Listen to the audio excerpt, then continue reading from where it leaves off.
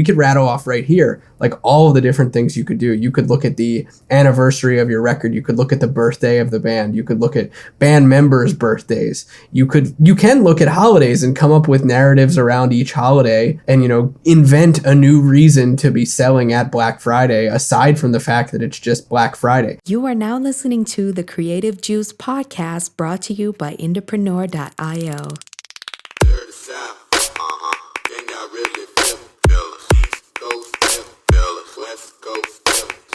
What's up, Indies? Welcome back to the Creative Juice podcast. I'm your host, Jack McCarthy. This is episode 244. Very excited to be here with you today with my co-host, Ed Isola. We're going to be talking about the fact that you pretty much don't need a real reason to sell things to your fans. You can nicely invent them.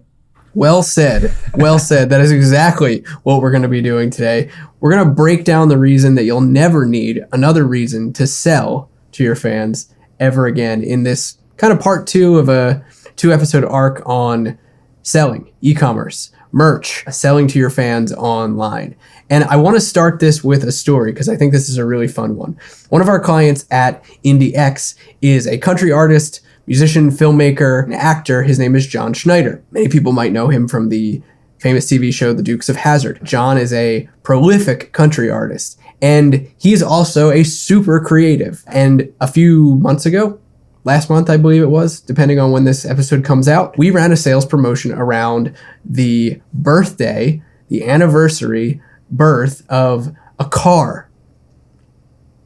Dramatic pause. The anniversary, the birthday of the General Lee, which is an iconic car, a figure from the TV show, The Dukes of Hazzard. So there was an immediate connection to his fans and a reason that they could celebrate. Now, I lead with that example to say here, you can learn from this to be like, there are so many small things in your life, in the life of your band, in the life of your artistry, that you could pull from to have a reason to celebrate, to give fans a reason to get involved, to make an offer. And if John can make a sales promotion around the birthday of the General Lee, I'm pretty sure that you don't need a reason to sell ever again. There's no reason that you couldn't come up with a reason to sell ever again. And this is something that we do with all of our clients at IndieX that are wanting to flex their e-commerce muscles and sell to their fans online. And if you want to learn how to do this yourself, we actually have a training inside of Indie Pro, which you can check out. We'll leave a link to Indie Pro in the show notes so that you can join the community and you can dive into the training on how to make sales year round, which talks about this process of building a promotional calendar. But on this episode, we just wanted to talk about like how you get creative around this process and how it will wipe away the concerns of like, well, we only really know how to sell around Black Friday or the holidays, and that's it. I think that it would be cool to share some stories. Ed, I want to lead with you guys, in addition to what we just talked about with John Schneider. I want to lead with you guys, the 502s, and the holiday that you've created. Dude, absolutely. And I think real quick, before we dive into the appropriately titled 502s Day, I think that what you said is a really good way to phrase it. It's like, there's no reason that you can't come up with a reason to sell. Not that you don't need a reason, but there's no reason you can't come up with a reason to sell. And I think that that's a really important kind of distinguishing comment, because you do need a reason. You need a reason, but you can come up with whatever you want that reason to be. And I think that takes it maybe from like, well, what, you're just going to sell to your fans like garbage? It's like, no, but you're coming up with things that they would want, and they kind of lead into the narrative. And last week we talked about artists being afraid to sell. And part of what we kind of were saying was that, hey, it feels like maybe artists are afraid to sell sometimes because they don't see how it fits into their creative kind of narrative or their relationship with their fans. And this actually allows you to feed into that more, I think. Like, coming up with reasons to sell stuff to your fans is, I think, cooler than it's Memorial Day, here's a discount code, right? Like, you can actually come up with things to make for fans. And so I think that that's a really kind of important thing to really internalize, because as a band, first and foremost, or as an artist, you're doing things that a lot of people think are very, very cool. And I think when you're in the midst of them, you don't necessarily think about that. But if you put your marketing hat on, There's so many things you could sell.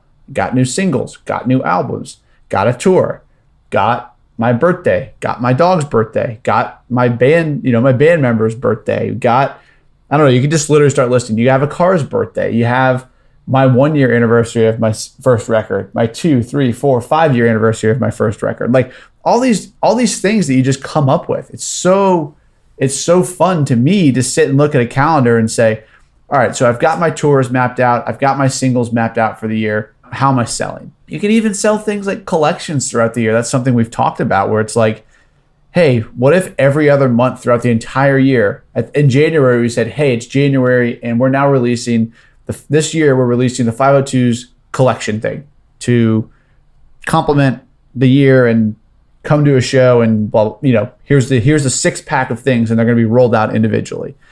And all of a sudden you have a reason to sell 6 things throughout the year. Those are all just ideas.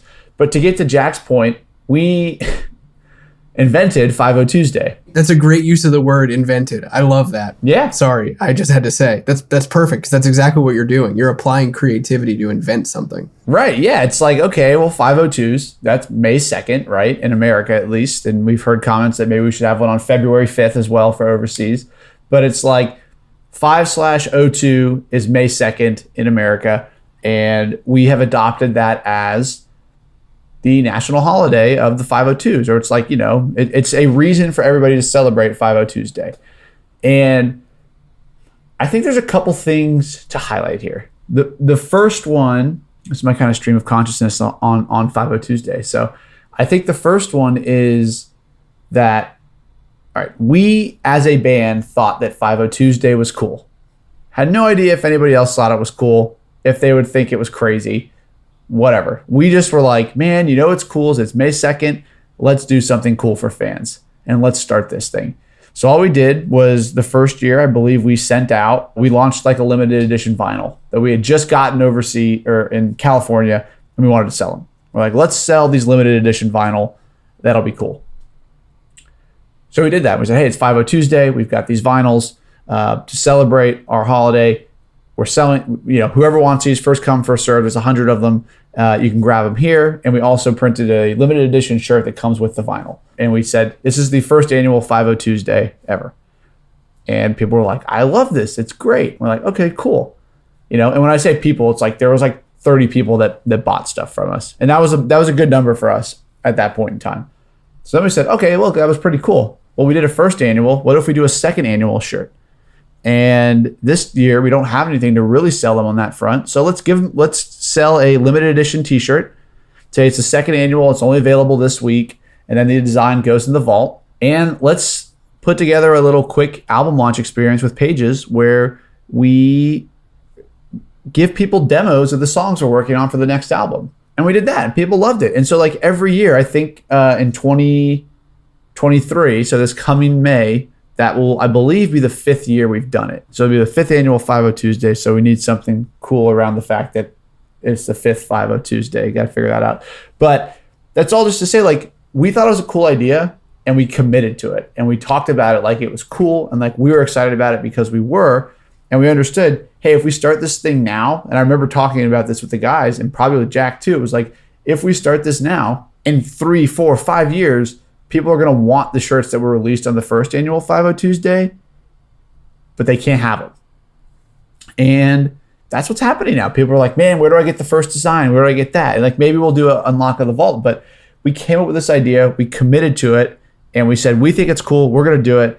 And here's a reason to sell once a year to people, which is great, and that's kind of like the sentiment behind 50 Tuesday. Yeah, I think 50 Tuesday is such a great example of something that you can invent creatively, apply your creativity to your marketing, gasp, as if that's something that is shocking. Like every artist, every band can do this. And, you don't necessarily need to, like, the 502s knocked it out of the park. I'm gonna go out on a limb here and express my ultimate fandom to the 502s. Woo. But they knocked it out of the park. Yeah, they knocked it out of the park with this idea. But you don't necessarily need to find something and say, like, I'm gonna commit to this annually as a thing. You can pull off, you know, like Ed was saying, like, we could rattle off right here, like, all of the different things you could do. You could look at the anniversary of your record. You could look at the birthday of the band. You could look at band members' birthdays. You can look at holidays and come up with narratives around each holiday and, you know, invent a new reason to be selling at Black Friday, aside from the fact that it's just Black Friday. Here's an example of another band from the agency that is really good at this, and it's timely for them, is the Small Town Titans, rock band. Amazing group of guys, and years ago they went viral using the fan finder method on their cover of You're a Mean One, Mr. Grinch. And so now every holiday season, typically around Black Friday is when it starts, maybe a little bit before, maybe a little bit after, depending, but they always have that angle to sell with. And it comes in different flavors, it comes with different messaging, it comes with different offers every year, and oftentimes different products as well. But what's cool about it is they've, you know, created a new reason to sell at Black Friday because their fans are attached to this thing that happened, this event that occurred within their band, within their tribe. And you can do that same kind of thing. Let's say it's the 5-year anniversary of your first record. There's a reason for you to sell. Let's say your singer's turning 50. I don't know. You could throw a 50th birthday party and make that special for your fans. I know I think we ran a sales promo last year for you guys, Ed, for your birthday. I believe that didn't we do an age discount off? I don't want to out your age here if you don't want me to, but I believe that's what we did. I think so. I'm 29, so yeah, it doesn't matter. Yeah, I think we did 29% off. I was going to say that, but I didn't. I don't know. Some people are weird about that kind of thing. Don't tell anyone. No, yeah, but we did that. And like, I think something that's cool here that you're touching on is like, it doesn't have to be annual, you know, like 50 Tuesday is cool because it is annual now. Had we done the first 50 Tuesday and nobody gave a crap about it, there's like a pretty good chance we would have been like, all right, well, that idea didn't stick. Let's just move on with our lives and come up with something else. And that's okay. Yeah, and that's okay. That's okay. That's the best part about it. Right. And that's where I think like jumping in with 50 Tuesday is really cool because I think it gives you eyes on like what can be when something's working. But that developed over 5 years into what it is, and it will develop the next 5 years into something more where we're like, maybe we do an in-person thing at some point, you know?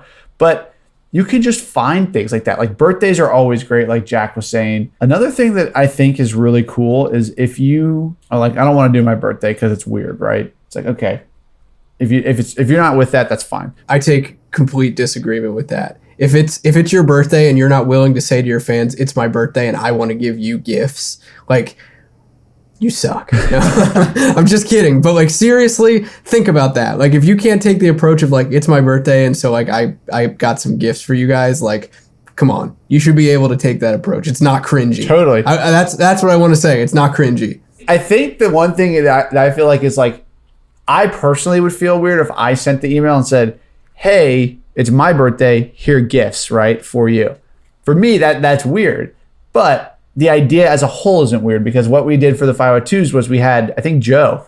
It was like, hey, I hijacked the email. It's Ed's birthday. He would never tell you this. And here's a discount code for his birthday. So like, go get something and send him a birthday wish. Something like that, you know, I is what we did. And I know you've done in the past too, same thing where it was like, oh, the artist manager sent the email. And it's like, really, it's Jack. But just the way you phrase it. So like, if it does feel weird for you to do that, it's like, don't abandon the birthday idea at all. I think it's what Jack's getting at is like, it's just, you can't just ditch it because you're like, that's weird. Let me skip this huge selling opportunity. Well, I want to use that that's a really great point. I want to use that as an example to say like, what you just said is about narrative, right? We're talking about like, how you then take an idea, you know, a promotional idea or a promotional event. If it feels uncomfortable to you, you don't need to abandon it. You just need to create the narrative around it and the messaging around it so that it does not make you feel uncomfortable, so that it makes you feel excited. And that can be accomplished by just changing who the voice is. That's one way of going about it, you know? I think that that's really important. And it's not just the birthday, it could be anything. Totally. And kind of the it could be anything. That's what I was going to touch on, which is like, say it's not the birthday, right? Like something that I've found useful for myself and for artists at IndieX is like, what do you like? Okay. Say you like a product or say you like an activity and I don't know, Joe loves yoga, right? Like maybe that's a thing where it's like, hey, this artist loves yoga, loves it. It's like my favorite hobby outside of music. It's like, okay, where in the year does yoga fit? Probably the spring, right? So now all of a sudden you have this reason to do something around something you love. And all you got to do is find a time period in the year, in the spring, that you can sell about it. And that to me is kind of a way of reverse engineering where I don't think we actually ever did this, but we were like, man, it'd be super cool if we tie-dyed our own shirts and sold like personally tie-dyed shirts to fans. And that was to us. It was like, hey, springtime's a great time to do that, right? Like tie-dye and spring seem to go together. So let's do late spring. And for whatever reason, we didn't do it. But that to me was the first time I thought about, oh, we could just say we like this thing and then reverse engineer a reason and a time to do it. Same thing if you're like, man, I love fall. It's like, okay, well, find something that is perfect for fall. Sell a scarf in the fall and like create a narrative around it. But the whole like you can come up with a reason to sell things to people. I think that's really saying to me it's like find a product you like and find some narrative around it and there's your reason and there's your product. And it's really that simple. It's just taking the time to creatively think about what item do I want to sell? When does it fit in the year and how do I go about it? And I don't think like the last thought on that is like, I don't think that is this super complicated, daunting process. And it shouldn't be. That's as simple as getting with your friend or your bandmates and being like, hey, what products do you guys like? Oh, okay. You like yo-yos? That feels like a summer product. Like maybe we sell the yo-yos for a few weeks in the summer and see how it goes. And then you go down that path and see like, how expensive is a yo-yo? Do we think that we'd make enough margin? But like the starting point is really just like fun conversations. And that's where the best promos have always come from for myself. Yeah, you know, I love what you mentioned about like applying your interest to this, because I think that's another approach to take that's really helpful when getting creative on this front and finding or inventing those reasons to sell. You know, take Joe, for example, with yoga. Like it would be very normal and, you know, not intrusive for you guys to run a promotion that's like, Joe's doing a personal 30-day yoga challenge in May. And to cheer him on, we put together like special 502s, like spring tees. And, you know, we're marking them down, or we're including this bonus with them. Or, you know, Joe's giving away like his like yoga tip sheet or whatever with every one of them that goes out. And they're only available for the month of May. We've only got 100 of them. Here they are. They come with our most recent record and you can get them right here.